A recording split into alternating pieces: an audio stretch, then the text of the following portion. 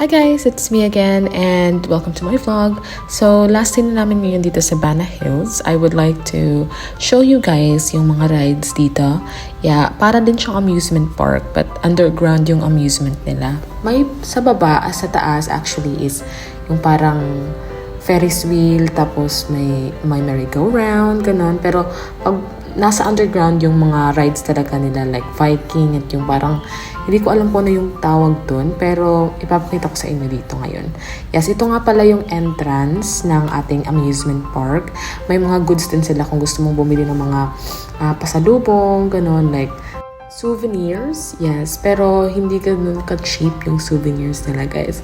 Kasi nga, as I've mentioned before, ito kasing place ito is nakakater sa mga tourists. Pero kung local yung bumibili or yung bumibili ng ticket, of course, mas lower yung price. Itong ride na to guys, ito nga pa yung sinasabi ko kanina. Hindi ko alam kung anong tawag dito, pero I don't wanna try it kasi nga ayoko pang mahimatay. Ayoko magsuka, kaya wag na lang muna. Sa susunod na lang, hindi ko alam kung kailan, pero ayoko talaga niyan. So ito yung first ride na sinakyan namin. Car bump pa yun. Yes, napakasaya guys kasi nga you can play with everyone talaga. Like ako, nagpa-practice ako mag-drive pero yung Korean na nasa likod ko parang gusto niya i-run over kasi yun talaga yung purpose ng laro na yun or yung ride na yun. Pangalawa naman is ito. Yes, una akala ko ay okay lang yan, hindi naman ganun ka grabe. Pero nung sinakyan ko na guys, parang ayoko na bumalik.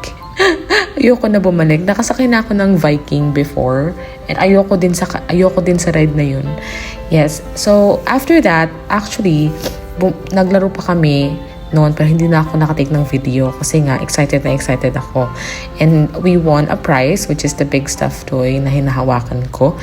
Yes. Nagastos ko lahat is I think around 350,000 dong for today's video. And if you're new to this page, please don't forget to follow and subscribe to my YouTube channel. Thank you. Bye.